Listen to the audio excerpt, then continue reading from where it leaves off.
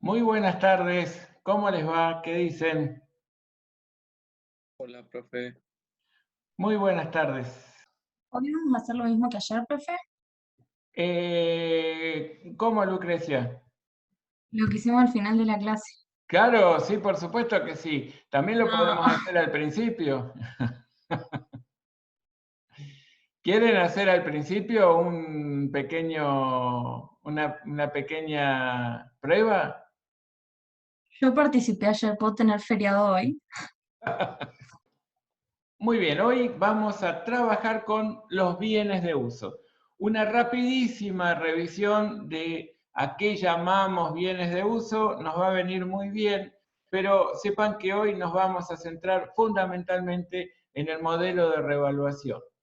Antes de compartirles un PowerPoint que les preparé para explicarles en qué consiste el modelo de revaluación de los bienes de uso, me gustaría que charlemos un poquito sobre a qué llamamos bienes de uso, ¿sí? Las normas técnicas profesionales, no NIF, en Argentina nos dicen que los bienes de uso son bienes tangibles que se utilizan para el desarrollo de la actividad principal de la entidad, que no son bienes que se agotan con el primer uso y que tienen una vida útil eh, que al definirla como que no se agota con el primer uso, nos puede dar la pauta de poder estar generando un flujo positivo de fondos durante un periodo considerable de tiempo, aunque sea menor a un año, constituyendo esa definición de algún modo superadora respecto de otras que sí imponen la necesidad de que para que ese bien tangible que se utiliza para el desarrollo de la actividad principal del ente sea considerado tal, deba tener una vida útil superior a un año. En nuestras normas contables profesionales tenemos una pequeña ventaja en términos conceptuales al considerar que no hace falta que la vida útil sea necesariamente superior a un año para que pueda ser incorporado al activo dentro de lo que es el rubro bienes de uso, un bien tangible destinado al desarrollo de la actividad principal. ¿Y esto qué tiene de particular?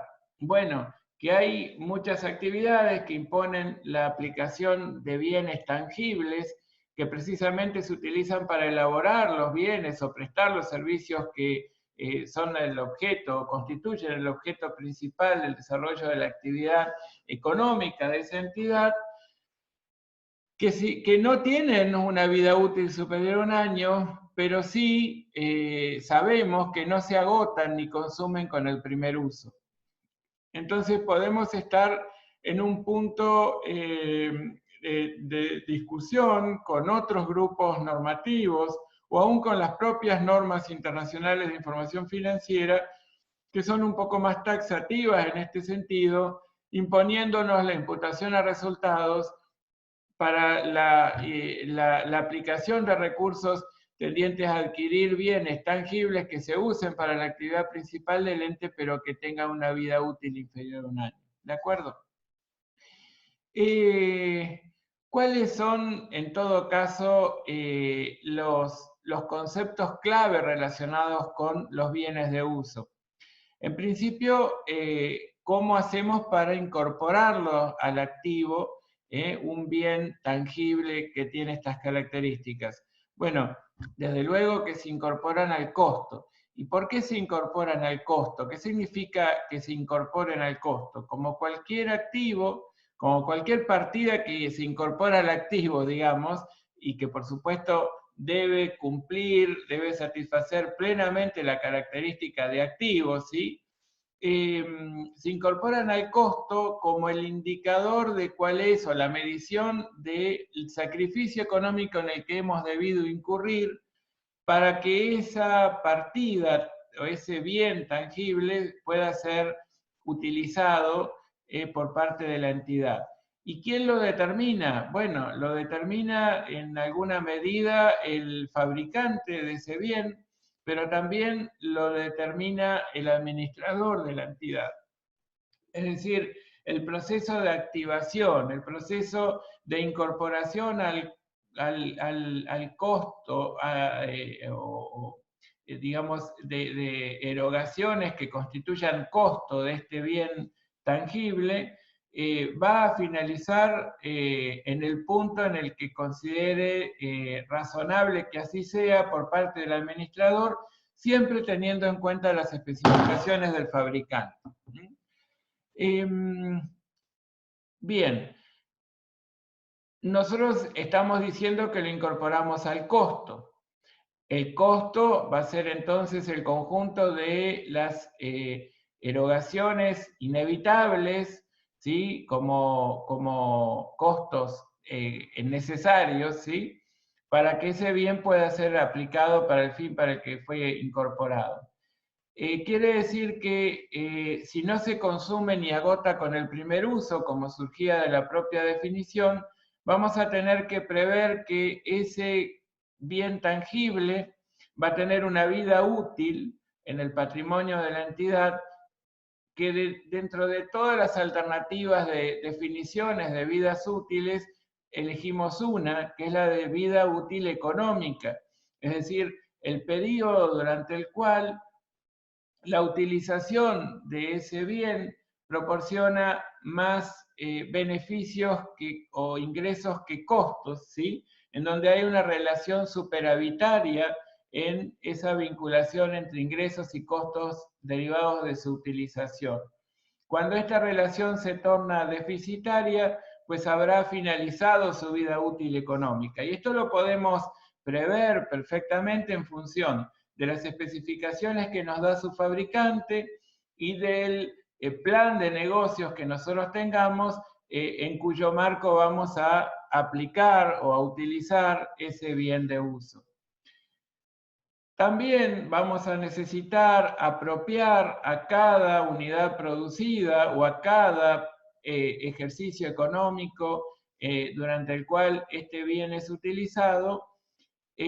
Vamos a tener que calcular respecto de ellos cuál es la porción del costo que se consumió en procura de la construcción de algún bien destinado a la venta o de la prestación de un cierto servicio para lo que se utilizó ese bien de uso.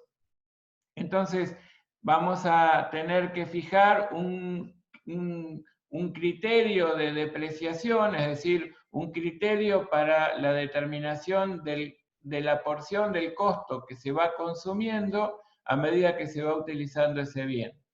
Y definir un método que tendrá la posibilidad de estar vinculado con el mero transcurso del tiempo, y así surgirá, por ejemplo, un método como el lineal constante, o el decreciente por suma de años dígitos, o creciente por suma de años dígitos, con lo cual el mero transcurso del tiempo nos habilita a reconocer qué porción del costo se habrá consumido. Pero también puede ese criterio de asignación de costos consumidos puede estar vinculado con el nivel de utilización de ese bien. Así podremos encontrar métodos de depreciación definidos por horas trabajadas, por unidades producidas, por kilómetros recorridos, en fin, varios criterios diferentes, para lo cual, o para cualquiera de ellos, vamos a necesitar prever con tiempo cuáles son todos los datos que vamos a tener que ir recabando para poder disponer de toda la información necesaria para los cálculos y para su imputación contable, ¿sí?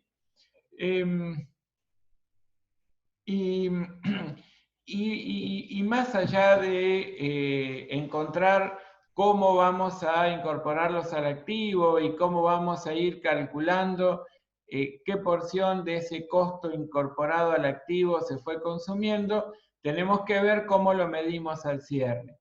Y allí, en función de las normas en vigencia, encontramos dos métodos. Un método que era el habitual, que es el método del costo neto de depreciaciones y también de las desvalorizaciones que pudieron haberse ido detectando. Entonces allí lo único que tenemos que hacer es medirlo en un momento posterior al de reconocimiento inicial en función de su valor de libros y calcular si corresponde o no determinar una depreciación y luego comparar con el valor recuperable para ver si existe o no en el periodo se dio una desvalorización. Pero también está el modelo de revaluación y a ese modelo nos vamos a dedicar fundamentalmente durante el día de hoy. Ese modelo de revaluación tiene una serie de características muy puntuales que, bueno, me gustaría compartírselas, explicárselas detalladamente en base a un par de ejemplos ilustrativos y que resolvamos juntos un caso de la guía para poder entenderlo un poco mejor. Pero sepan que en el proceso de armonización de las normas contables profesionales argentinas con las normas internacionales de información financiera, se dio hace unos cuantos años digamos, se sancionó una resolución técnica que es la RT 31, que justamente modificó la RT 17 incorporando el modelo de revaluación, por ejemplo, para poder brindar una alternativa a la medición de los bienes de uso. Entonces tenemos como una alternativa que quedó como preferible en la norma, que es la del modelo de costo, y una alternativa adicional que es el del modelo de revaluación. Yo les voy a compartir entonces ahora sí un PowerPoint para poder ir mostrándoles en qué consiste el modelo de revaluación. Les decía que el RT 31 modificó las RT 9, 11, 16 y 17, digamos, entre otras muchas modificaciones, introdujo el modelo de revaluación de bienes de uso, excepto para activos biológicos. Fíjense la fecha de la norma, 25 de noviembre de 2011. Ya hace mucho tiempo, por cierto, pero bueno, nosotros ahora estamos conociendo cuáles eran las alternativas de medición. Justo hoy estábamos revisando conceptualmente nuestro repaso previo al parcial este elemento que ayuda a definir un modelo contable, que es el criterio de medición, y bueno, nos damos cuenta que cuando de bienes de uso se trata, se constituyen una alternativa posible de aplicación en función de las normas en vigencia. Fíjense lo que dice la RT 31 en cuanto al modelo de revaluación. Dice que el valor revaluado es el valor razonable al momento de la revaluación. A eso lo llama aplicar el modelo de revaluación, buscar el valor razonable al momento en que se quiera cambiar del modelo de costo al modelo de revaluación. Y lo define al valor razonable como el importe por el cual un activo podría ser intercambiado entre partes interesadas y debidamente informadas en una transacción de contado realizada en condiciones de independencia mutua. Esta es una definición que fíjense en qué momento fue sancionada la RT 31, que tenía estaba en un todo de acuerdo con la definición de valor razonable dado por las NIF. En realidad, las NIF fueron las que de modo pionero hablaron sobre valor razonable. Una versión que para muchos también está reflejada en los principios de contabilidad generalmente aceptados en Estados Unidos, ¿no? Las US GAAP, que hablan de fair value, ¿sí? Que sería como el valor razonable en el marco de las normas contables estadounidenses. Pero bueno, las NIF lo definían de esta manera. Un tiempo después fue sancionada la NIF 13, con doble I, Norma Internacional de Información Financiera número 13, que se llama valor razonable precisamente, y que la define de un modo diferente, aunque siempre refiriéndose a lo mismo. ¿Y a qué nos estamos refiriendo? Cuando hablamos de valor razonable, nos estamos refiriendo a un valor definido desde el punto de vista del mercado, no de la entidad, en donde priorizamos la existencia de un precio cotizado en un mercado activo para un bien que exactamente coincida en términos de las características de ellos respecto de lo que de aquel para el cual ese precio cotizado aplica, y en una condición de una transacción ordenada, es decir, en donde tanto el comprador como el vendedor no está en absoluto obligado ni a comprar ni a vender respectivamente, ¿sí?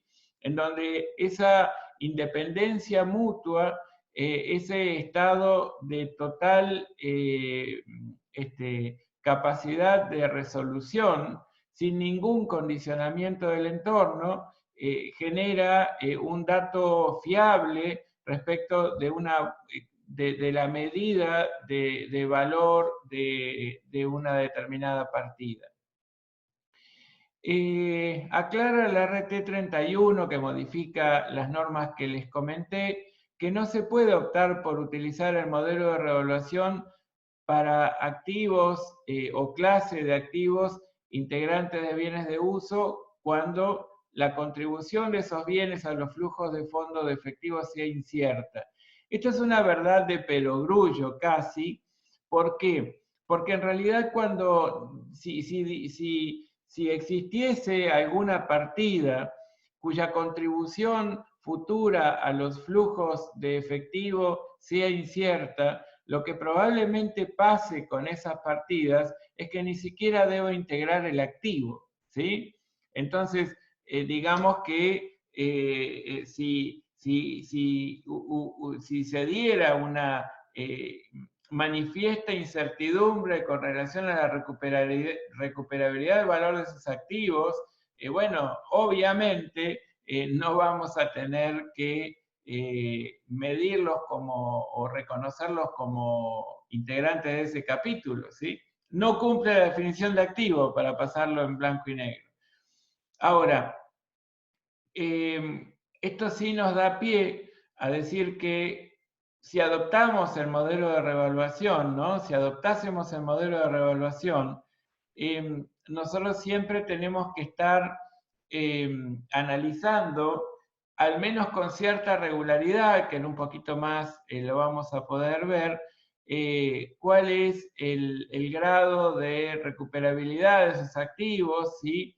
Y si existe o no respecto de ellos una posible desvalorización posterior. ¿Cómo se hacen cómo se toman esas medidas de valor razonable? Bueno, dice la norma que lo pueden tomar personal propio de la entidad o contratando un servicio de un tercero, un tasador, un especialista en ciertas valuaciones que acrediten idoneidad e independencia respecto de la entidad. ¿A qué llamamos valor razonable? Bueno, el valor razonable sería aquel precio cotizado en un mercado activo como ejemplo de la mejor evidencia de valor razonable, por cuanto nos garantiza la máxima utilización de información del mercado y la ausencia completa de alguna introducción de datos no observables en relación a la entidad. Cuando hablamos de datos no observables son los que, a los que no tendría acceso cualquier persona del entorno, ¿sí? Si yo les dijera, un dato no observable de mi ámbito actual, bueno, es lo que está dentro de esta habitación, ¿sí? Por ejemplo. Y ese no es un dato observable por ustedes, pero sí en relación a todos los que estamos participando, todos estamos pudiendo acceder por igual a lo que esta diapositiva nos está reseñando, ¿sí? Y yo no tengo que agregar ni quitar nada, a ella tenemos acceso todos los que estamos en el ámbito de contabilidad 2 de esta cátedra, y bueno, es un elemento al que todos podemos acceder sin ningún condicionamiento, ¿sí? En realidad la mejor evidencia de un precio, del valor razonable, es justamente el precio cotizado en un mercado activo. Por ejemplo, la cotización de una acción que cotiza en la bolsa. Allí no habría ninguna incidencia sobre si es Juan o es Pedro el que compra, si lo estamos comprando desde Salta o desde Trelew. No hay ninguna cuestión que modifique ese precio cotizado, y ese precio cotizado lo conocemos todos los participantes del mercado, tanto el que está en Salta como el que está en Trelew, o el que está en Río Grande, o el que se encuentra en Misiones, ¿sí? Entonces, la idea sería que la mejor evidencia es el precio cotizado en un mercado activo, y después la de menor jerarquía serían aquellas que importa la aplicación de técnicas de valoración. Aquí tenemos una pequeña, una suerte de pequeño flujograma como para poder identificar si nuestro valor razonable será de jerarquía o nivel 1, 2 o 3. Nos preguntamos, ¿existe un precio cotizado para una partida idéntica en un mercado activo? Si la respuesta es sí, preguntamos, ¿el precio es ajustado? ¿Es ajustado qué significa? Si que el precio sea ajustado quiere decir que de algún modo he tenido que hacer alguna adecuación para que sea aplicable a la partida que estoy pretendiendo medir. Entonces, por ejemplo, yo tengo un precio cotizado de una entidad que no es del día de cierre, sino que es de 5 días antes, cuando por alguna circunstancia dejó de operar. Entonces, si fuera exactamente al cierre, ese precio cotizado de la cotización de una acción que cotiza en la bolsa, ¿sí?, correspondiente al día en que estoy midiendo, la respuesta debería ser no. Entonces, allí estoy hablando del valor razonable de máximo nivel, de nivel 1, de jerarquía 1. Si aquí digo que no en cuanto digamos, si sigo este flujograma, ¿no? Digo que sí existe un precio cotizado para una partida idéntica en un mercado activo, pero ese precio es ajustado en cuanto a que es tomado de hace 5 días, no del día exacto de la medición, que fue el cierre de ejercicio. Puedo decir que entonces debería ir a esta siguiente pregunta. Existen significativos datos base no observables, es decir, yo debí modificar ese precio cotizado en un mercado activo en gran medida para poder adecuarlo a la partida que estoy intentando medir. Si la respuesta es no, por ejemplo, yo tomé la cotización de una acción idéntica a la que tengo, pero de 5 días antes porque por alguna razón dejó de cotizar, bueno, podría decir que sea nivel 2, ¿sí?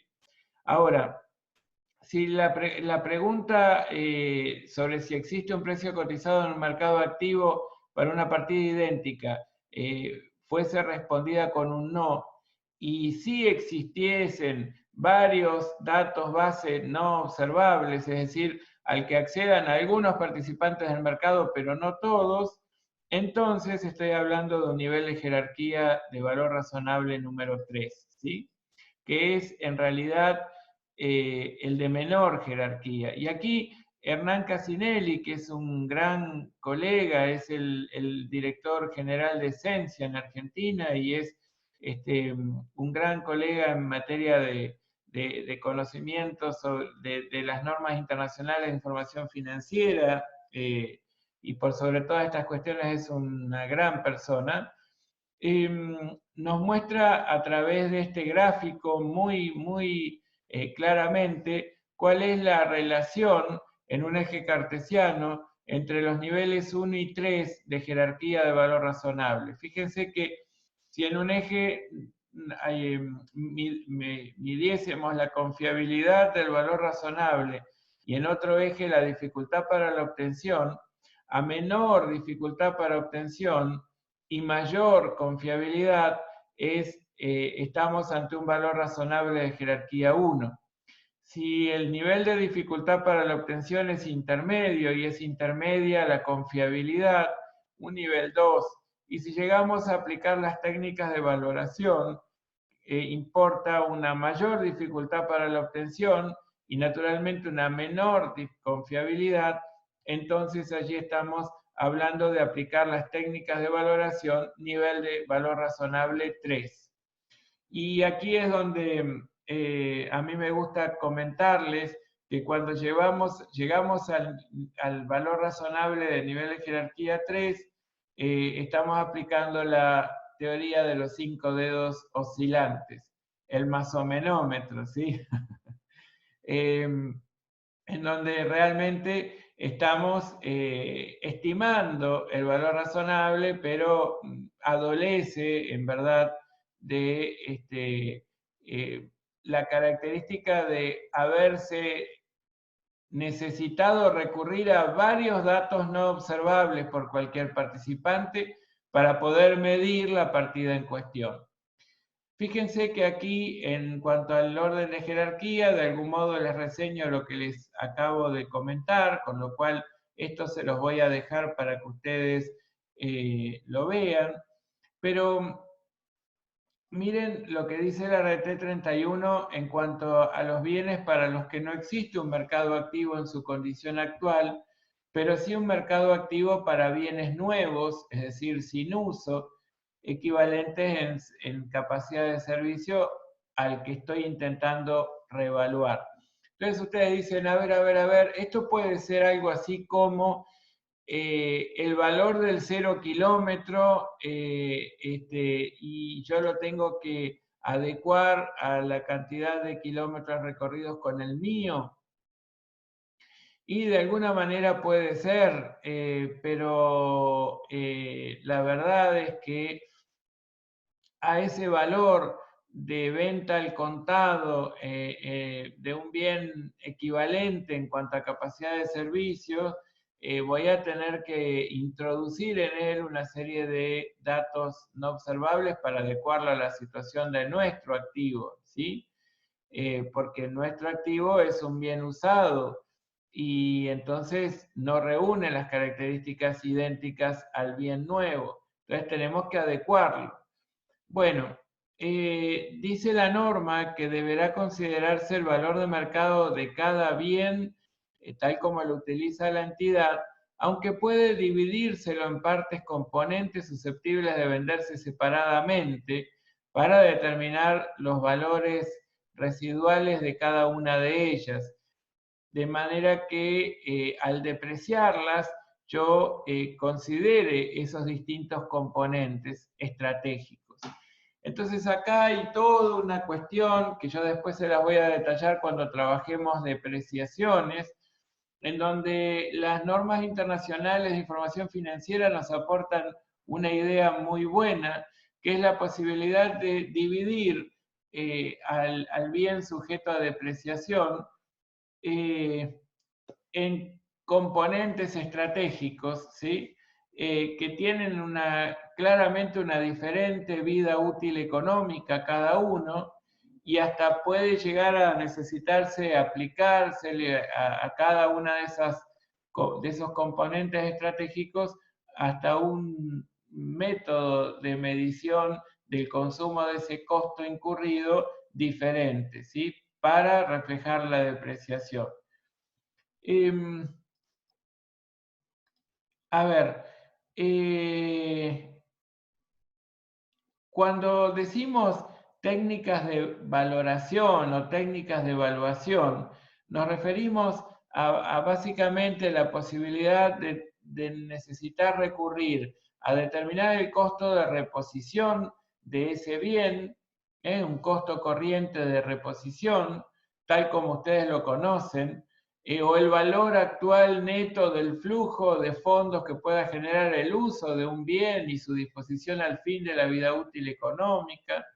En fin, hay distintas técnicas. No es el objeto nuestro ahora revisar, digamos, pormenorizadamente esta cuestión, pero vamos a ir barriendo lo necesario para no seguir sumando tantos conceptos nuevos y que se les complique la interpretación.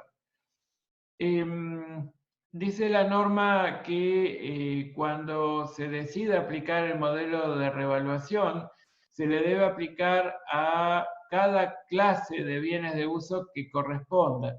Y una vez que se decide aplicárselo a alguna clase de bienes, a todos los individuos que integren esa clase. Es decir, si una clase de bienes, como allí propone la norma como ejemplo, pueden ser divididos en terrenos y edificios, maquinarias, instalaciones, equipos de oficina, muebles y útiles, rodados, aeronaves, embarcaciones. Fíjense, estos son las que se dan como ejemplos de clases. Si yo le aplicase el modelo de revaluación a las maquinarias, yo no puedo elegir a la maquinaria A, le aplico el modelo de costo, y a la maquinaria B el de revaluación. Si son maquinarias y a las maquinarias le voy a aplicar el modelo de revaluación, se los aplico a todos sus componentes, ¿sí? Y como les decía hoy, yo tengo... Sí, sí, Dana. Me quedó la duda de qué diferencia hay entre el valor razonable y el costo de reposición.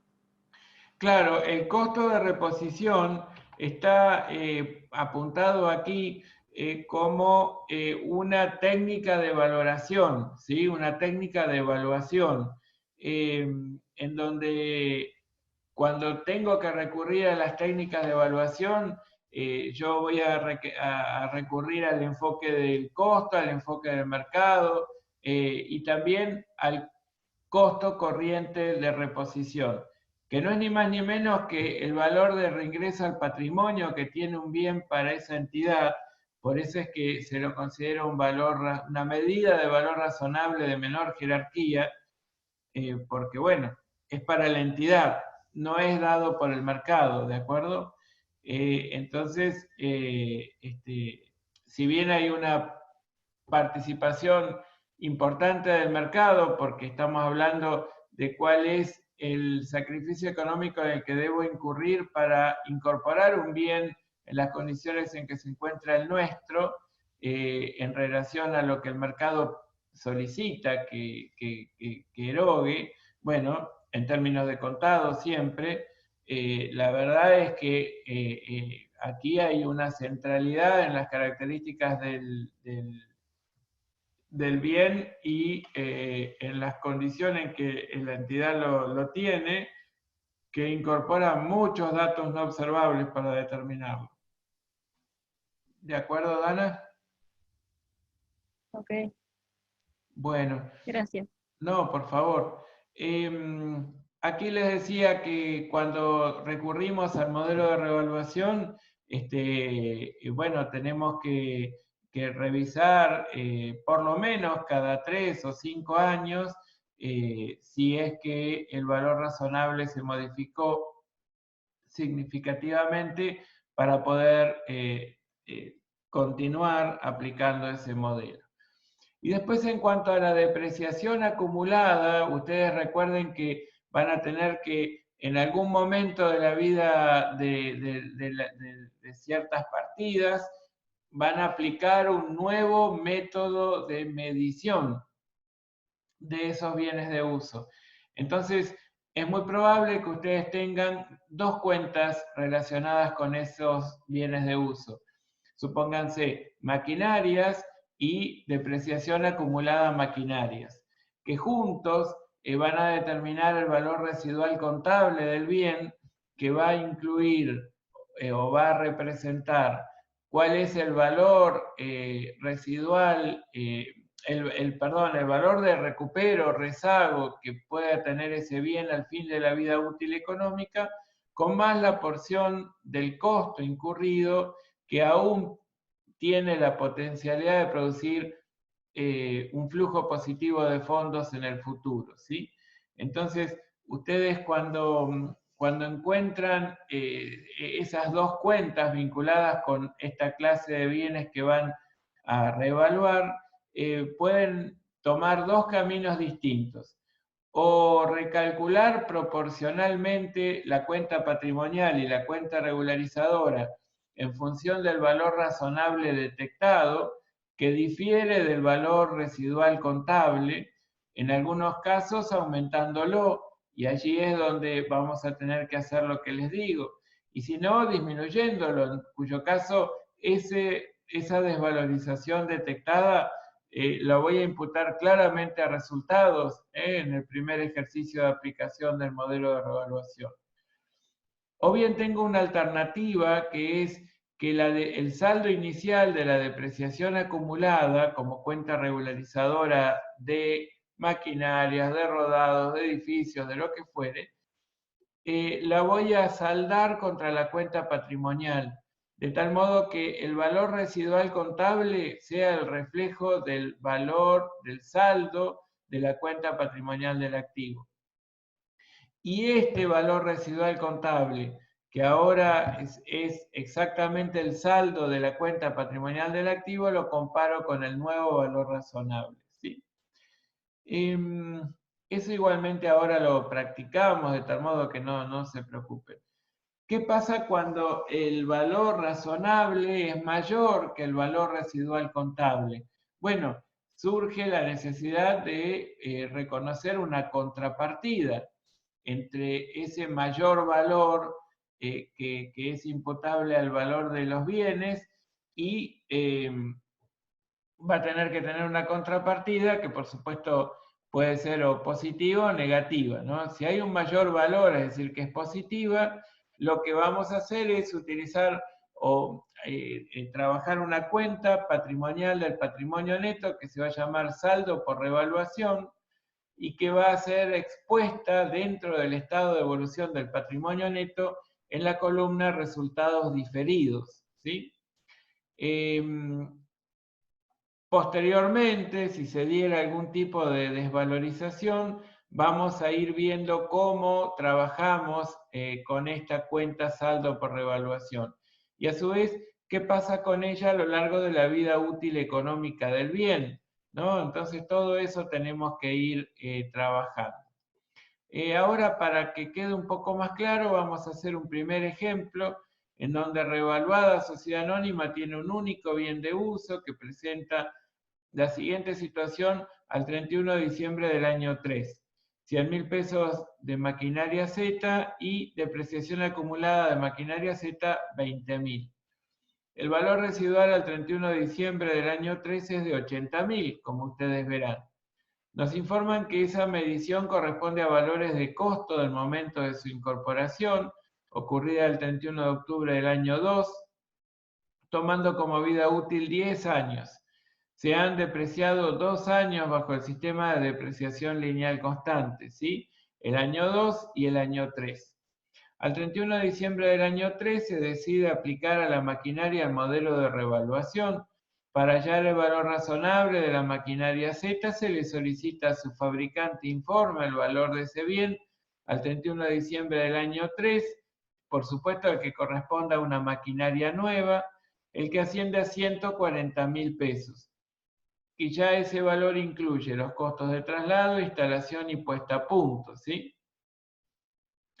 Entonces hay dos alternativas digamos, como para iniciar el tratamiento contable de este caso. La alternativa A, que plantea la posibilidad de, a ver, voy a ir un poquito para atrás, aquí, recalcularla proporcionalmente de tal modo que el saldo de la cuenta patrimonial del activo de la clase de bienes revaluados y su depreciación acumulada estén expresando juntos, que por supuesto mutuamente se neutralizan, el valor razonable al momento de la medición, ¿sí? Después la alternativa B es eliminar el saldo inicial de depreciaciones acumuladas contra la cuenta patrimonial y a partir de allí seguir trabajando el valor razonable, ¿sí? Entonces aquí tenemos el primer, cómo debería trabajarse con la primera de las alternativas, en donde variamos proporcionalmente tanto el valor de la maquinaria como el valor de la depreciación acumulada. Fíjense que tenemos que determinar un índice de variación. 140.000 pesos es el nuevo valor razonable, 100.000 pesos era el valor original del activo que estamos revaluando, que es la maquinaria Z. Eso nos da un índice de 1.4. Entonces, al valor de origen de la maquinaria lo multiplicamos por el índice de variación. Y al valor de la depreciación acumulada lo multiplicamos por ese mismo índice de variación. ¿Qué nos da? 100.000 por 1.4, 140.000, 20.000 por 1.4, 28.000. Sabemos que tenemos que incorporar 40.000 pesos al valor de las maquinarias para que nos dé al final, al mayorizarla, 140.000. Y la depreciación acumulada la tenemos que incrementar en 8.000 para que el valor original de 20.000 ya esté proporcionalmente modificado en términos del nuevo valor razonable detectado. Eso nos da una diferencia entre el activo y el pasivo modificado de 32.000 pesos. Y ese es el saldo por revaluación de la maquinaria. Es decir, si yo comparase el valor residual contable al momento de la medición, que era de 80.000 pesos, y bueno, tuviese que reflejar el valor razonable de la maquinaria en las condiciones en las que se encuentra actualmente, yo tendría que haber llegado a que tenemos 32.000 pesos de diferencia entre una situación y la otra. Fíjense que a maquinaria Z la debitamos por 40.000 porque tenemos que llevar su valor de libros a 140.000, el valor de origen multiplicado por el índice de variación. La depreciación acumulada tenemos que aplicarle al valor de origen de depreciación acumulada de 20.000 el coeficiente de variación o el índice de variación. Y la diferencia lo imputamos a saldo por revaluación, esa cuenta patrimonial del patrimonio neto que exponemos en el estado de evolución del patrimonio neto dentro de los resultados diferidos.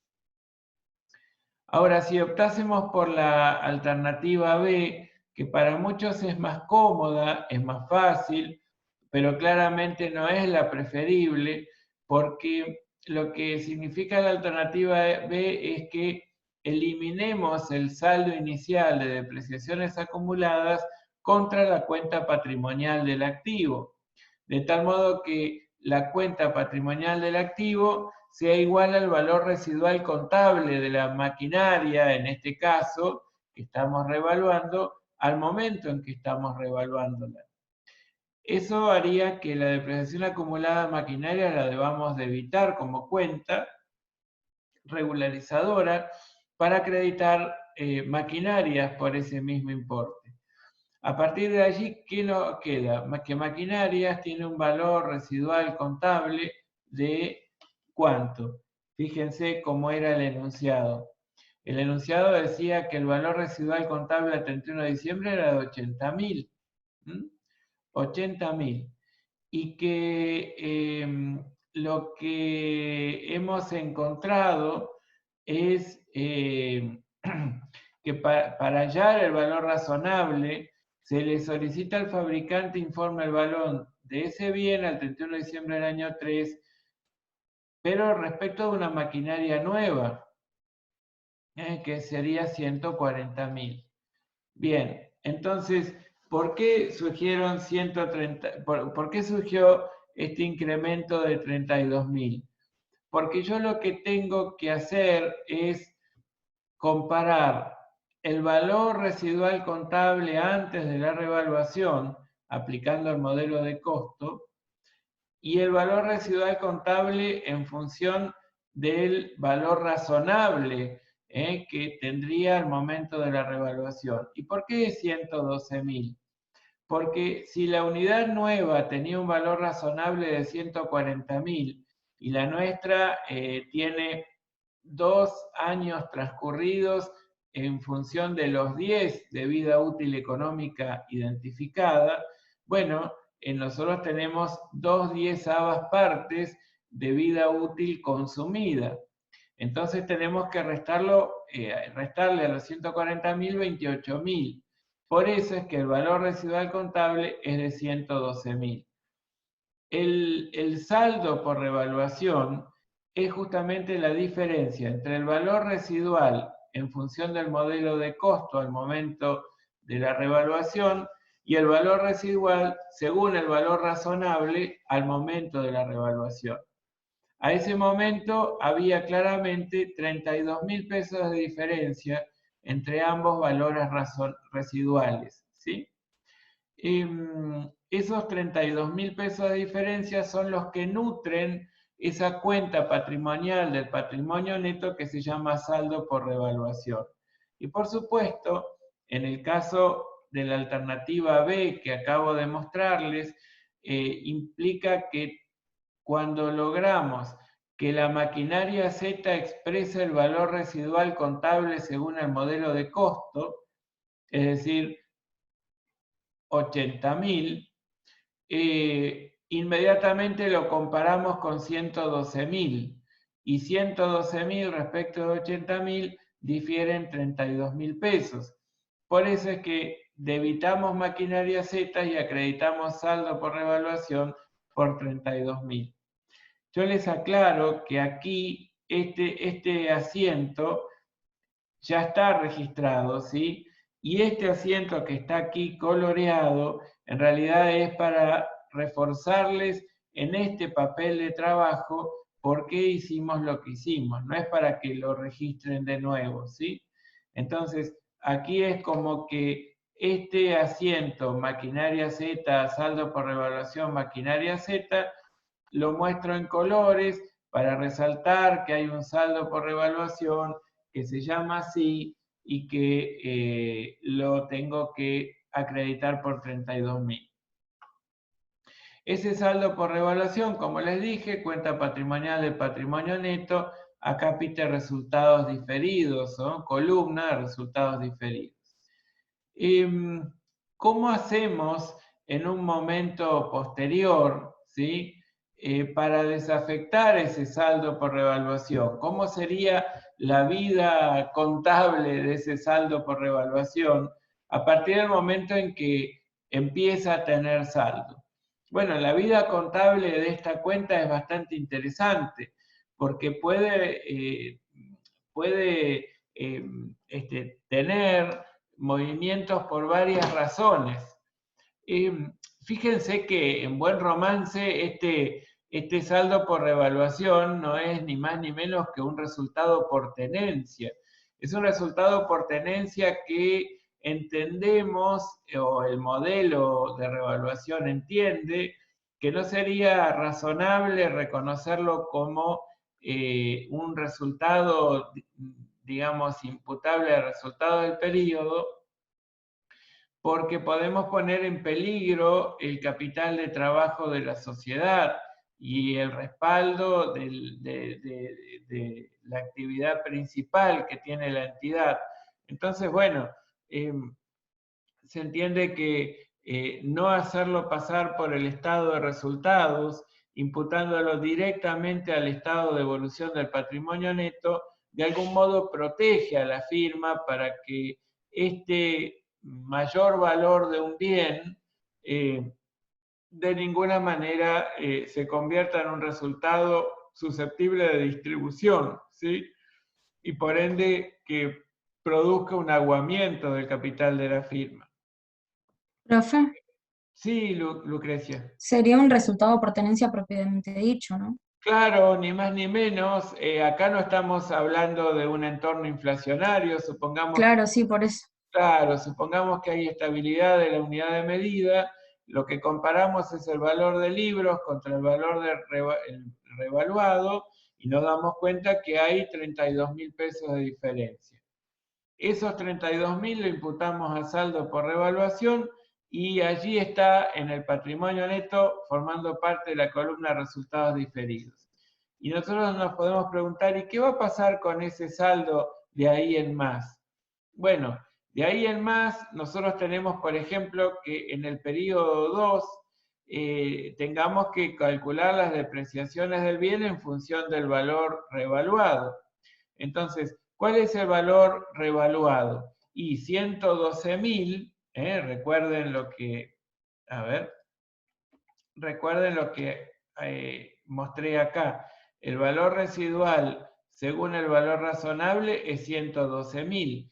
Como nunca nos informaron sobre la existencia de un valor de recupero rezago, suponemos que si nada nos dicen, el valor de recupero rezago es 0, en cuyo caso todo el saldo, digamos, todo el valor residual corresponde a un valor sujeto a depreciación. Si así fuera, esos 112.000 serían un valor sujeto a depreciación. Y en función de los datos del enunciado, tienen 8 años de vida útil económica remanente, ¿sí?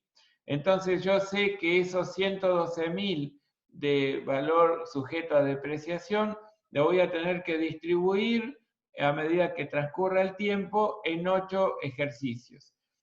112.000 dividido 8 daría 14.000.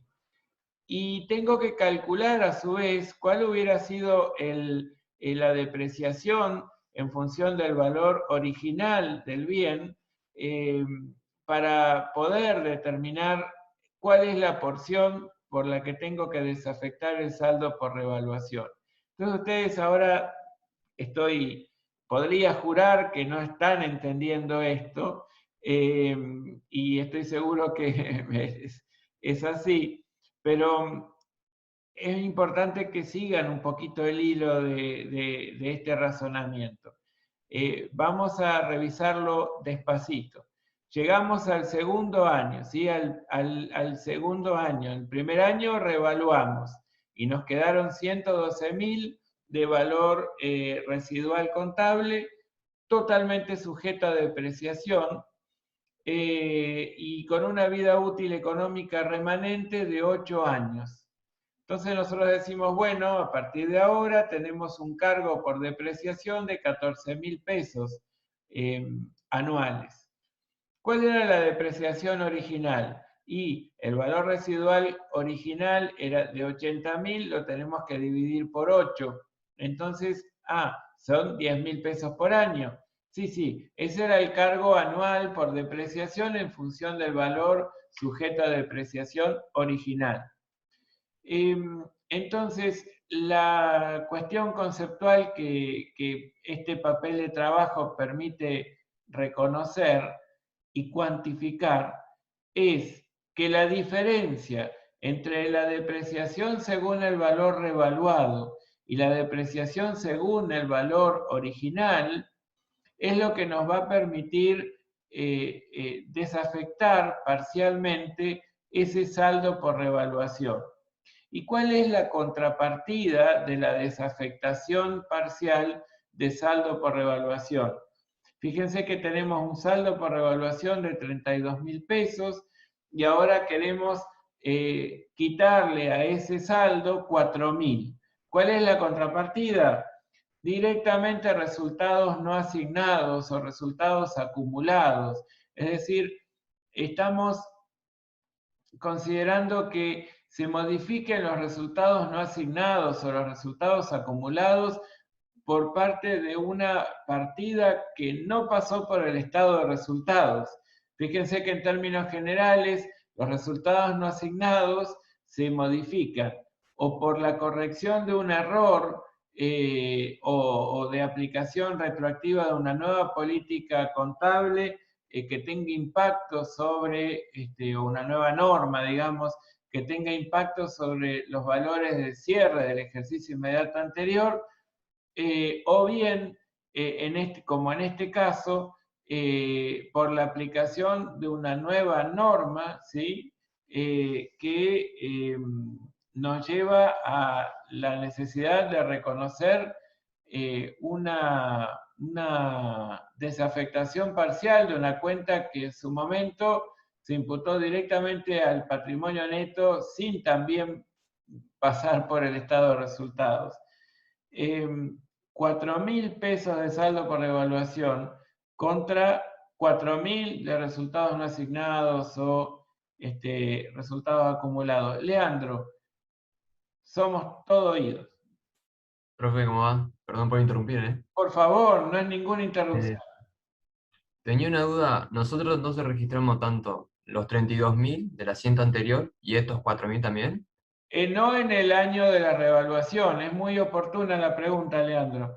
Esto es algo que haríamos en el siguiente año, porque fíjense que cuando terminó el segundo año, nosotros registramos lo que registramos, la depreciación contra resultado del periodo 2,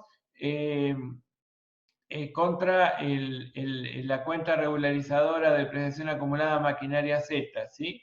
Y así es que nos quedó un valor residual contable de 80.000, ¿de acuerdo? Ahora, estamos en el siguiente año, donde tenemos 8 años de vida útil remanente. Ya pasó el primer año, pasó el segundo año, ahora estamos en el tercero. En el tercero nosotros nos damos cuenta que el valor sujeto a depreciación ya no es 80.000, sino que 112.000. La vida útil remanente 8 años. Suponiendo que estamos en el tercer año y decimos, bueno, ¿qué hacemos en ese tercer año? Depreciamos en función del nuevo valor sujeto a depreciación. 112.000. Fantástico. Eso da 14.000 por año, en la medida que esos 112.000 deban distribuirse equitativamente por cada uno de los siguientes 8 años, de los cuales ya uno transcurrió, el tercero, ¿no? Y ahí, ¿cómo hacemos para imputar contablemente esos 14.000? Bueno, 10.000 era el cargo por depreciación en función del método o del modelo de costo. Entonces, la diferencia entre el cargo por depreciación en función del valor razonable y el cargo por depreciación en función del modelo de costo va a ser la porción por la que vamos a desafectar parcialmente ese saldo por revaluación. ¿Está bien, Leandro? Sí, profe, muchas gracias. Bueno, al contrario. Aquí tienen el modelo, el ejercicio 7, como para tener una siguiente revisión del tema. Esta empresa cuenta con los siguientes bienes: una máquina procesadora utilizada en la producción con un valor original de 100.000 y un valor de rezago de 0. Dice no posee. Vida útil 10 años. Cuando se les dice vida útil, siempre consideren vida útil económica, ¿sí? A veces no lo aclaramos, pero esa es esa vida útil a la que nos referimos en estos casos. Pueden ustedes encontrar la vida útil natural de un bien, que respecto a algunos es virtualmente infinita, ¿sí? Pero, por ejemplo, ustedes pueden tener un Forte ahora, que algunos capaz que ni saben qué es, pero un auto bien viejo, que ahora tendría 100 y pico de años, y que ese vehículo como tal podría llegar a permitirnos trasladarnos, en fin, tal vez le tenemos que poner 1 litro de nafta y 1 litro de aceite, pero en fin, puede funcionar. Ahora, el tema es que no nos referimos a la vida útil natural de los bienes, normalmente nos referimos a la vida útil económica, la que relaciona costo con beneficios por la utilización en una relación superavitaria, ¿sí? Esta máquina procesadora fue adquirida en el 2009 con una depreciación acumulada de 50.000 al momento en que estamos trabajando. Y después también tenía un automóvil con un valor original de 45.000 y un valor de rezago de 0, vida útil 4 años, adquirido en el 2011 con una depreciación acumulada de 33.750. La empresa decidió revaluar ambos bienes, en el caso de la máquina, según datos del fabricante, una nueva con características similares en el mercado se está vendiendo a 125.000. Y por otro lado, el automóvil 0 kilómetro, equivalente al que nosotros tenemos, se comercializa en 46.000. Para los dos casos se supone que la vida útil considerada no varió. Entonces, ¿qué nos pide el caso? Que determinemos el valor de los dos bienes al 31 de diciembre del año 13 aplicando la RT 31, en particular el modelo de revaluación. Y que supongamos que la máquina fue vendida en el ejercicio siguiente por un valor de 65.000, debiendo registrar esa operación. Entonces vamos por partes, como siempre recomienda Jack, y vamos a comenzar con la maquinaria. Con un valor original de 100.000 y una depreciación acumulada de 50.000, surge un valor residual contable de 50.000. Esa máquina tiene un valor de mercado a nuevo de 125.000, por ende, si tenía un 50% de vida útil económica transcurrida, la depreciación acumulada según valor de mercado o valor razonable sería de 62.500. ¿Para qué? Para que el valor residual contable sea el indicativo del valor razonable al momento del cambio de método de evaluación, notando que entre el valor residual contable según el modelo de costo, 50.000, y el valor residual contable según el modelo de revaluación, 62.500, hay 12.500 pesos de diferencia. Si eso fuera así, nosotros lo que tenemos que hacer es reconocer al 31 de diciembre del año 13, que es la fecha en que aplicamos por primera vez el modelo de revaluación, tenemos que incrementar la maquinaria en 25.000, ¿para qué? Para que estos 100.000 pesos de valor histórico de las maquinarias lo podamos expresar en términos del valor razonable correspondiente a una maquinaria 0 kilómetro. Tenemos que incrementar el saldo de depreciación acumulada en 12.500, ¿para qué? Para que estos 50.000 se transformen en 62.500, equivalentes al 50% del valor sujeto a depreciación original, ¿sí? Porque estamos mutando, digamos, el método de medición de valor de costo, del método de costo al método de revaluación. Y la diferencia entre ellos lo imputamos al saldo por revaluación, ¿sí? A este saldo por revaluación, 12.500. En el año ¿Qué tipo de cuenta sería, profe? ¿Cómo? Perdón. ¿Qué tipo de cuenta sería? ¿Saldo por Saldo por revaluación? revaluación es una cuenta patrimonial del patrimonio neto, columna resultados diferidos. Gracias. No, de nada. ¿Qué hacemos en el año siguiente, al año en el que practicamos la revaluación? Reconocemos la depreciación de la maquinaria por el valor que corresponda, que sería el valor de 12.500 pesos. ¿Por qué? Porque fíjense que según el enunciado, esa maquinaria que tenía un valor original de 100.000 y ahora un valor razonable de 125.000, tiene una vida útil de 10 años, ¿sí? De manera que ya había un 50% transcurrido, un 50% por transcurrir, y eso importaba que como el valor de rezago era cero, todo el valor de libros sea sujeto a depreciación. Es decir, era un 10% de cargo por depreciación anual, ¿cierto? Ahora tenemos un nuevo valor sujeto a depreciación que es 125.000, que dividido 10 da 12.500. 12.500 multiplicado por 5 da 62.500, es decir, al momento en que cambiamos de método de costo al de revaluación, tenemos que lograr que su cuenta regularizadora refleje el 50% del consumo del costo incurrido.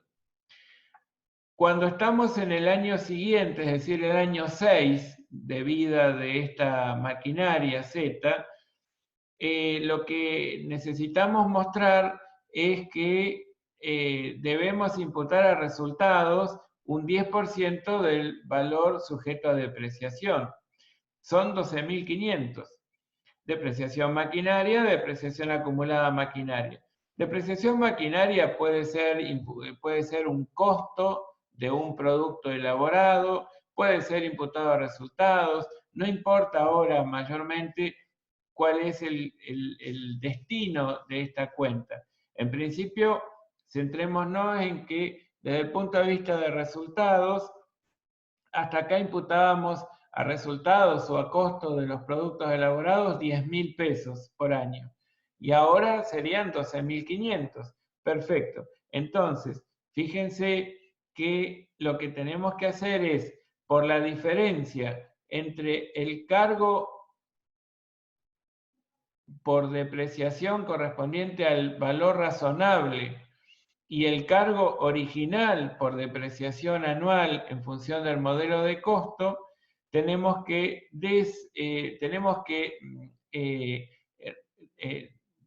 quitarle al saldo por revaluación, ¿sí? Desafectar parcialmente el saldo por revaluación en este primer ejercicio posterior al de aplicación del modelo de revaluación.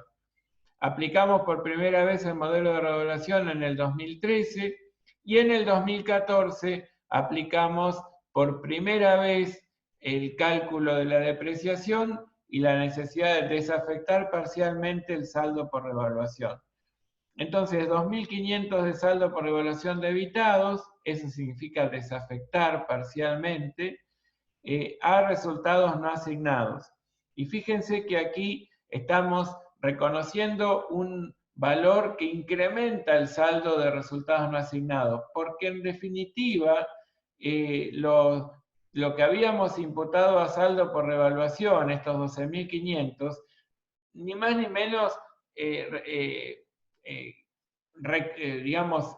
correspondían a un resultado por tenencia positivo, que claramente hemos obtenido. Pero ¿qué nos pasó?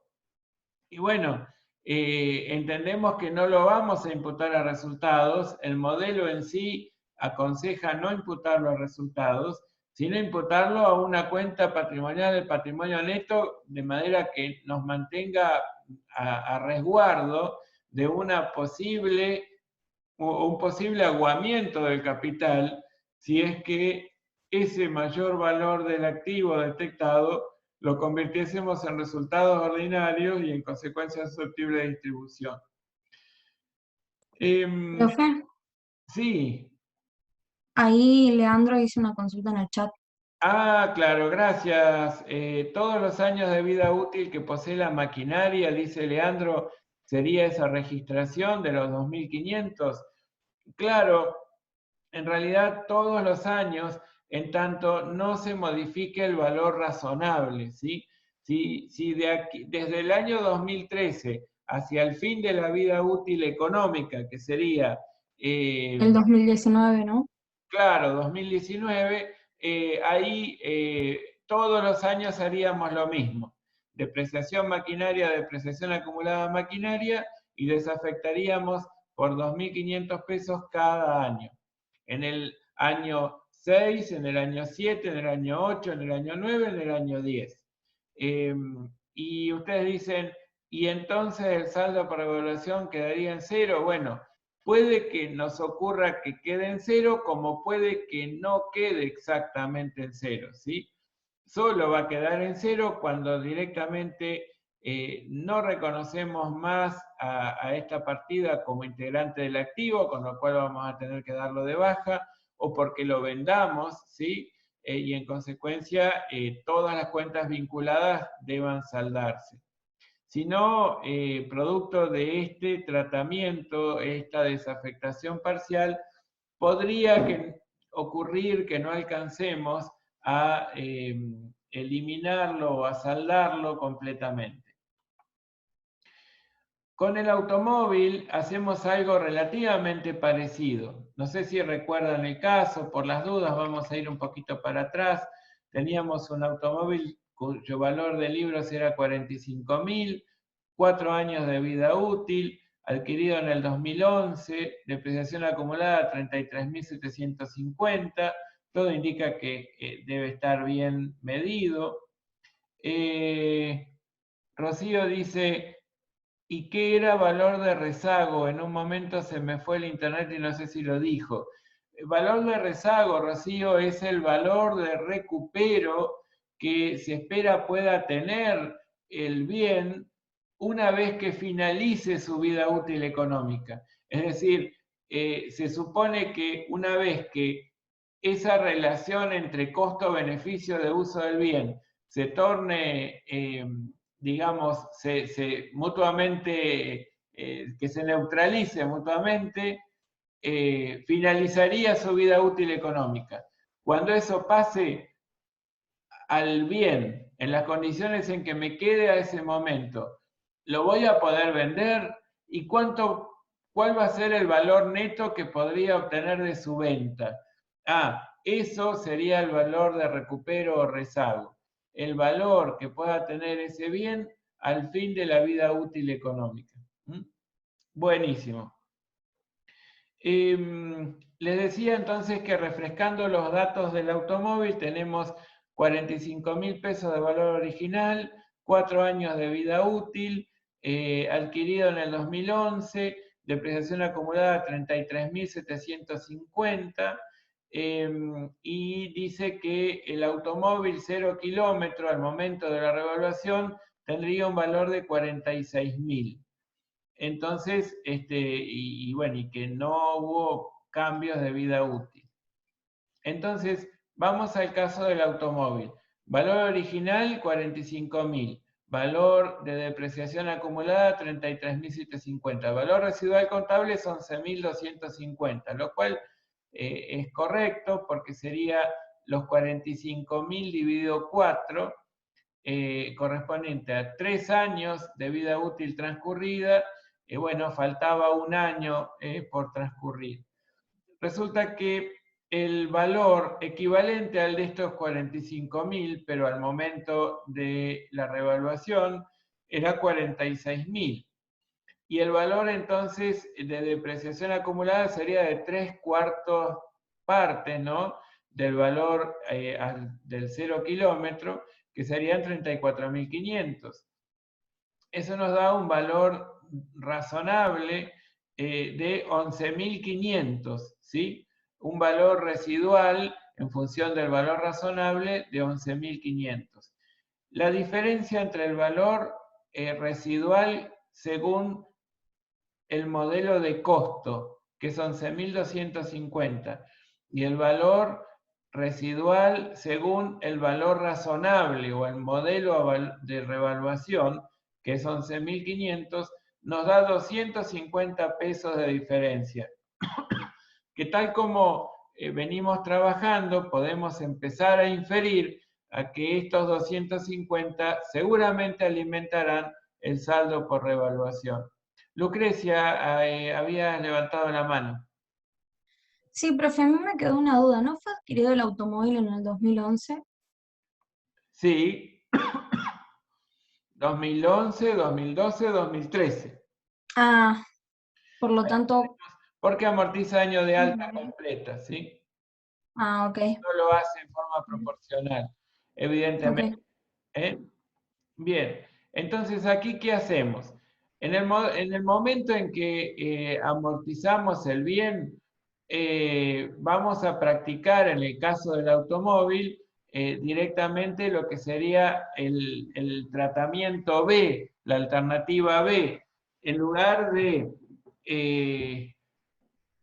cambiar proporcionalmente los saldos de la cuenta patrimonial y de su cuenta regularizadora, pues saldemos la cuenta regularizadora contra la patrimonial e incrementemos la cuenta patrimonial por lo que es el valor, digamos, la diferencia entre el valor residual según el modelo de revaluación y el valor residual según el modelo de costo. Así es que los 33.750 de depreciación acumulada de automóvil los saldamos contra automóvil y al automóvil lo incrementamos en 250 pesos contra el saldo por revaluación. Eso sería todo lo que tenemos que hacer en el año 13. Y en el año 14, que es el año siguiente al de la revaluación, justamente el último año de vida útil económica del bien, vamos a tener que registrar la depreciación anual. Esa depreciación anual es por 1/4 del valor razonable al momento de la revaluación, que es 46.000. Entonces sería una depreciación, un cargo por depreciación de 11.500, contra depreciación acumulada automóvil 11.500.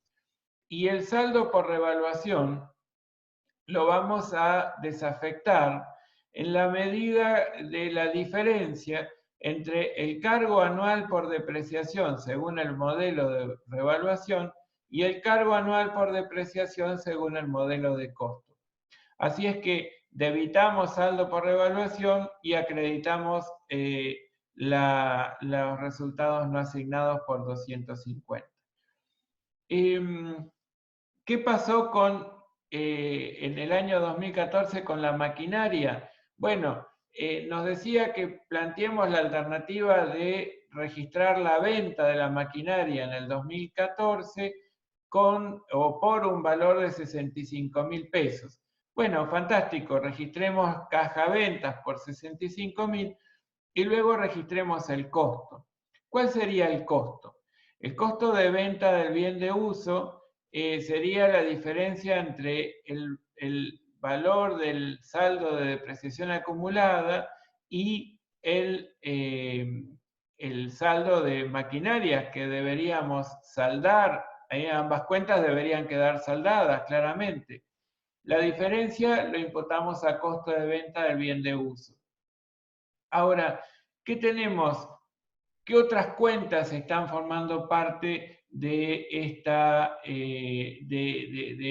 en esta contabilidad relacionados con la maquinaria? No nos tenemos que olvidar que el saldo por revaluación tiene un saldo aún no, digamos, distinto de cero en relación a la maquinaria de 10.000 pesos. Entonces, ¿se acuerdan que eran 12.500?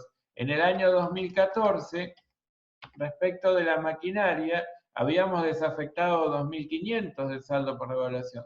Si mayorizan eso, nos da que al momento de la venta, bueno, tenía un valor de 10.000 pesos. Bueno, pues hay que saldarla porque lo vendimos a la maquinaria.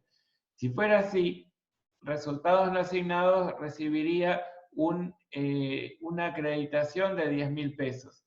Y ustedes dicen, ¿y estos 10.000 pesos neutralizaría parcialmente el costo de venta y aumentaría el saldo del resultado de la venta? Bueno, ¿cómo tendríamos que hacer?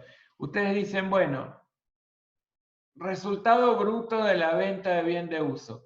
Venta 65.000, costo de venta 50.000. Supuestamente ganaron 15.000. Y encuentran que repentinamente, sin pasar por el estado de resultados, los resultados, suponiendo que el saldo inicial de resultado no asignado era 0, ¿no? Proveniente de otros resultados. Ahora van a tener 10.000 pesos más. Entonces, ¿ganaron 15.000 o ganaron 25.000?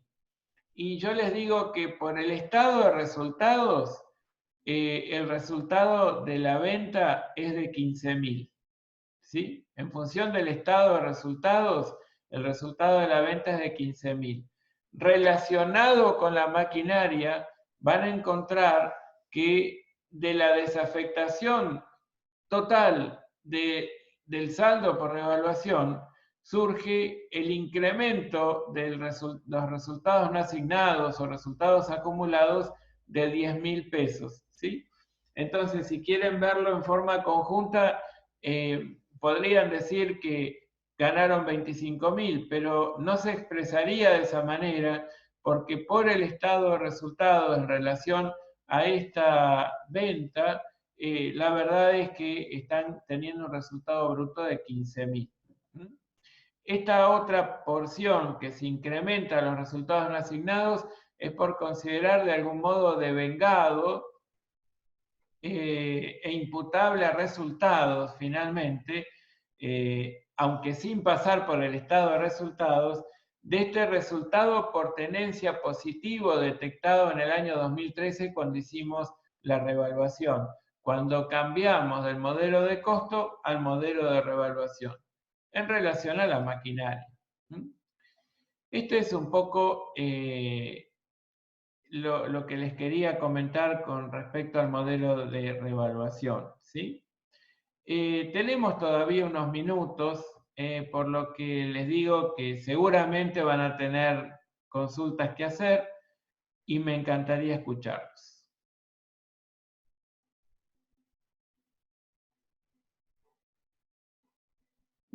Profe, Sí, Lucrecia. lo mío no es una consulta. La compañera Norma me pidió que avise que desde ayer no tiene internet, así que no se puede conectar. Bueno, muchas gracias, Lucrecia. Lo lamento, Norma, pero bueno, lo bueno es que ahora apenas terminemos la clase, yo, como ustedes saben, la subo inmediatamente al canal, así que allí Norma va a poder revisar todo lo que hablamos hoy. ¿Quieren preguntar algo? Sí, señor. Sí, una duda que no alcancé a escuchar. El último asiento, que sería saldo por evaluación a resultados no asignados, ¿esas dos cuentas serían patrimoniales del patrimonio neto? Claro, saldo por revaluación quedaría saldada y resultados no asignados es claramente una cuenta patrimonial de patrimonio neto, ¿sí? Está bien. Gracias. Sí, ahí estarían trabajándose dos cuentas patrimoniales de patrimonio neto. Rocío dice... Podría decir que... perdón, sí, Enzo, avanti.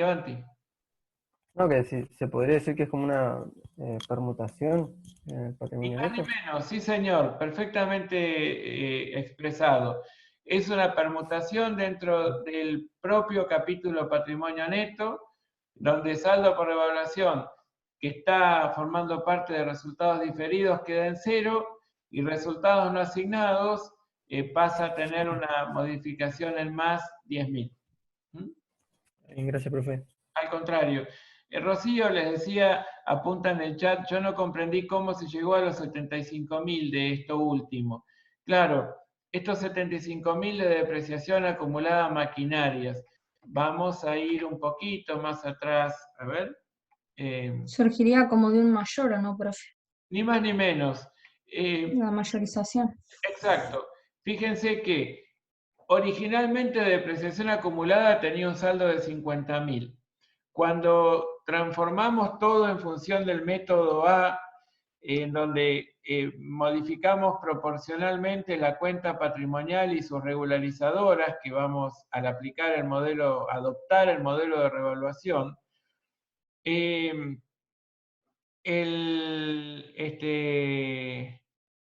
claro, Rocío aclara en el chat, esa duda tenía si era del mayor o era de otra cosa.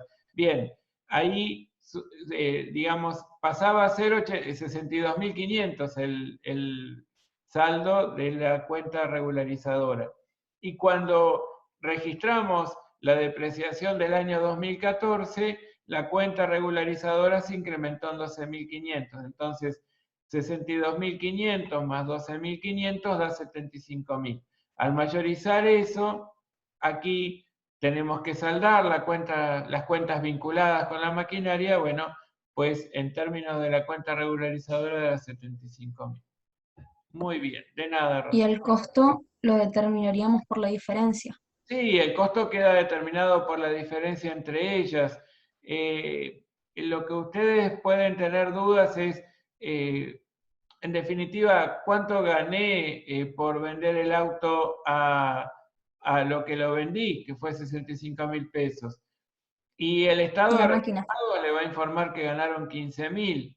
Y es cierto que ese fue el resultado de la venta, porque piensen que 10.000 fue el resultado de la evolución en el precio específico del bien entre el momento en que lo compraron y el momento en que adoptaron el modelo de revaluación. Así es que, en definitiva, sería como muy razonable esto, ¿no? Si se ponen a ver, el resultado del esfuerzo de venta fue que ganaron 15.000 pesos. Y estos 10.000 que aparecieron, esos 10.000, ustedes pueden contestar con total serenidad y seguridad, constituyen la porción que podemos reconocer en este momento en que damos de baja el bien como totalmente devengados y que representa la porción imputable a este ejercicio de ese resultado por tenencia encontrado o determinado al momento de cambiar el modelo de costo al modelo de revaluación en el año inmediato anterior.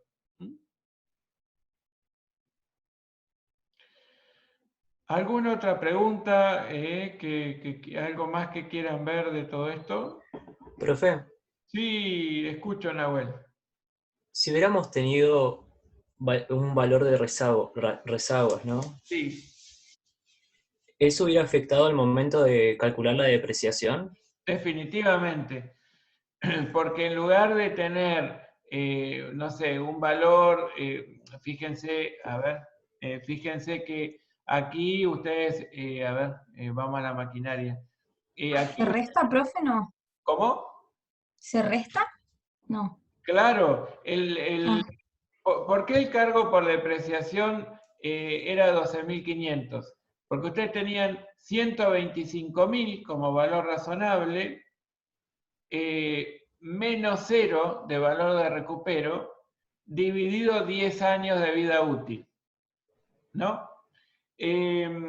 Como Nahuel nos propone que calculemos un valor de depreciación, supónganse que en la depreciación, el valor de recupero rezago sea de 1.000 pesos.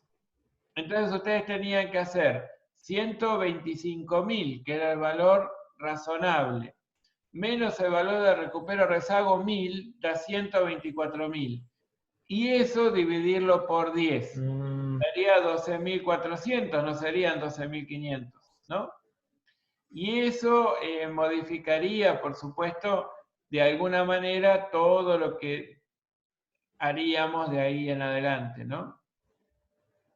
Entonces el valor sujeto a depreciación siempre surge por la diferencia entre el valor de incorporación al activo y el valor de recupero o rezago. Restándole el valor de recupero o rezago al valor original del bien o al valor razonable del bien, según en qué modelo nos encontremos, para determinar el valor sujeto a depreciación. ¿Sí? Excelente, genial. Bueno, muchas gracias.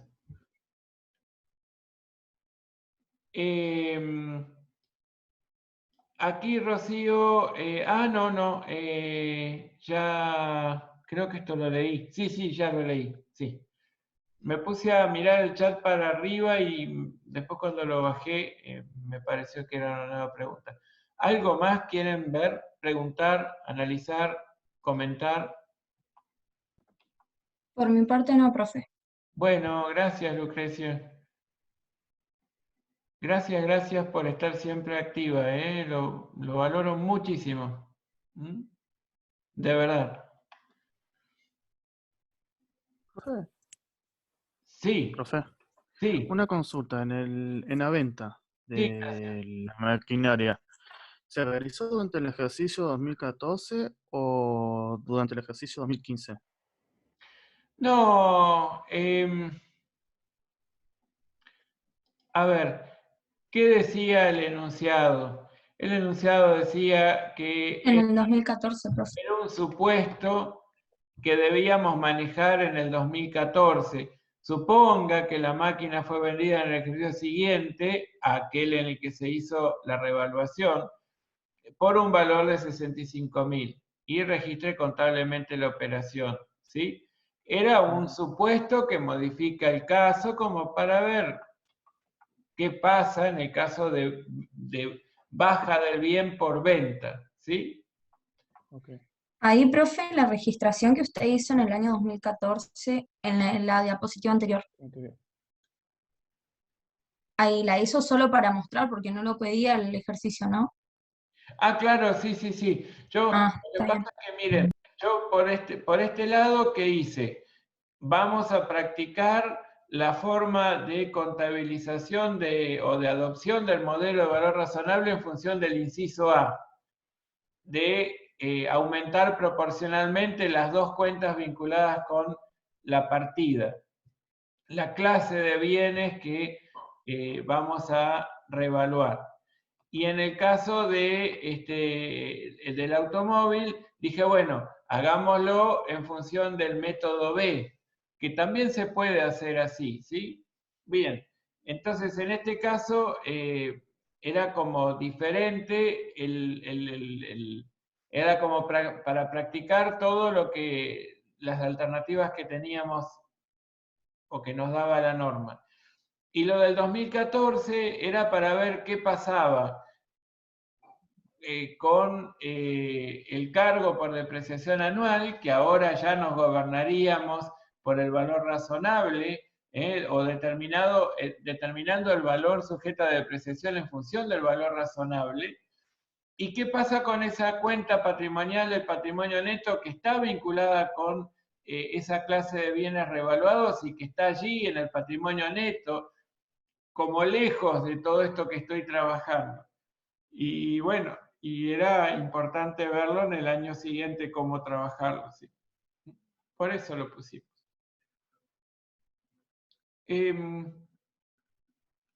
¿Algo más quieren ver respecto de esto? ¿O cerramos aquí? ¿Qué ejercicios vamos a ver el lunes? Ah, bien, Rocío. Nosotros vamos a seguir con la guía de bienes de uso. En ese caso vamos a volver a los casos originales, ¿sí? En donde van a trabajar los casos, déjenme ver, en función de nuestro cronograma detallado, pero vamos a ver los casos, creo que 1, 2, 3. A ver, permítanme un segundito que ya les digo. El caso 1 de costo de incorporación, el caso 2 de reconocimiento de depreciaciones y el caso 3 de cambio de método de depreciación. Seguramente tal vez no alcance el tiempo para ver todos, pero la idea sería trabajar un poquito eso, ¿sí? Déjenme ver un segundito. El caso de incorporación es muy sencillo. El caso, bueno, el siguiente también. Y el de depreciaciones es sencillo, aunque bueno, lleva un tiempito aclarar los distintos métodos y demás. Si, digamos, lo que no alcancemos a verlo durante el lunes, lo vamos a terminar de ver el martes, pero yo les diría que entre lunes y martes, más lo que es la clase de hoy, sería lo que usualmente es de esperar incluyamos en el parcial. Piensen que todo lo que falta es contabilidad 1 respecto de bienes de uso, porque depreciación no hay gran cosa, y en lo que hace a contabilidad 2, que es medición, los criterios de medición son repaso de modelos contables, ¿sí? Entonces, o van a tener el modelo de costo, que ya lo saben trabajar, o el modelo de revaluación, que es lo que acabo de explicarles. Entonces, yo le diría que a 15 días de la evaluación, o más o menos 14 o 13, a ver, que hoy sería 13 días, medianamente se puede decir que, bueno, ya vieron como lo más importante y nuevo que puede haber en bienes de uso, que es el modelo de revaluación. Terror a eso, dice Rocío. No queda nada, profe. No, no queda nada. Vieron que todo llega, pero también todo pasa. Así que bueno. No os preocupéis, se lo digo en idioma castellano puro.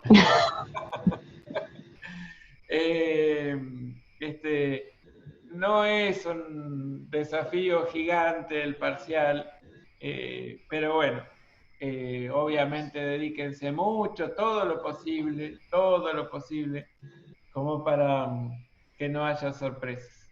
Y practiquemos, ¿sí? Utilicen mucho el chat el foro de consultas que tienen disponible en el aula virtual. Anótense las preguntas para hacerlas en los encuentros. A partir de ahora es como que vamos a tener todas las clases bastante tiempo para atender consultas. Entonces no es que tienen que esperar a las clases de consultas. Pueden hacerlo todo el tiempo, ¿sí? Así que bueno, métanle mucho. Profe, Sí, señor. ¿ese foro que está en el aula de consultas de parciales está disponible para usar o no? Sí, sí. Pueden usar la vía de comunicación que quieran. Todas disponibles. Está bien, gracias. No, por favor. Bueno, entonces si no hay más, y siendo las 19:59, vamos a dar por cerrada la clase de hoy. ¿Les parece? Sí. Chao, profe. Bueno, adiós. Será Chao. Chao, profe. adiós, Que estén será bien. hasta el lunes y que tengan un lindo fin de semana. Nos vemos, profe, No. hasta luego. Gracias. Chau, chau.